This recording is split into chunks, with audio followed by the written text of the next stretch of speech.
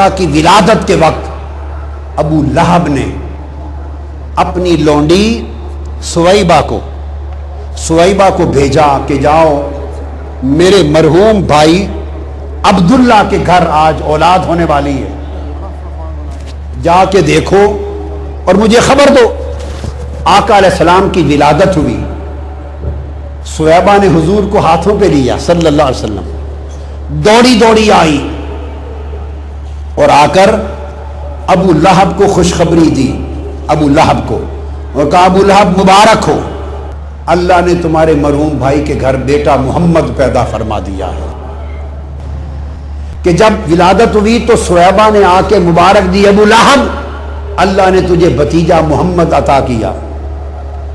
ابو لہب نے اپنی ان 2 انگلیوں کے اشارے سے اس کو کہا سویبہ میرے بھتیجے محمد کی ولادت، میرے بھتیجے محمد کے میلاد کی خوشی میں جا تمہیں آزاد کیا۔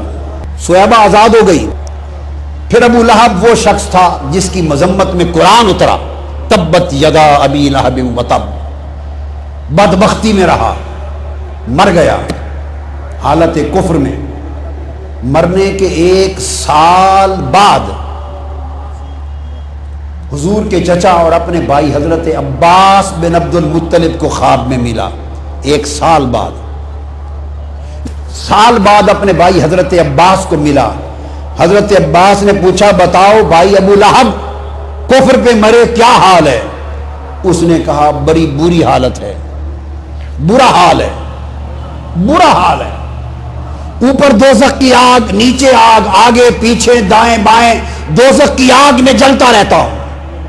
ابو لہب نے کہا کہ پورا سال ہر دن دوزخ کے عذاب میں جلتا ہوں، مگر ہر ہفتے میں جب پیر کا دن آتا ہے اس دن دوزخ کا عذاب مجھ کافر پر دوزخ کا عذاب کم کر دیا جاتا ہے، تخفیف العذاب ہو جاتا ہے، اور میری اس انگلیوں سے ٹھنڈا پانی نکلتا ہے، آگ کا عذاب کم ہو جاتا ہے اور ٹھنڈا پانی نکلتا ہے، کچھ راحت آتی ہے اور دوزخ کی پیاس اس ٹھنڈے پانی سے بجھاتا ہوں جو 2 ان انگلیوں سے نکلتا ہے۔ اور کیوں؟ اس نے کہا وجہ یہ ہے کہ پیر کے دن ولادت مصطفیٰ ہوئی تھی، اور جب سویبہ نے آ کر مجھے میلاد مصطفیٰ کی خوشخبری سنائی تو میں نے اس خوشی میں اس کو آزاد کیا تھا۔ حضور کے میلاد کی خوشی کا عمل آج بھی میرے لیے عذاب کی کمی کا باعث بنتا اور ٹھنڈے پانی کا چشمہ پلاتا رہتا ہے۔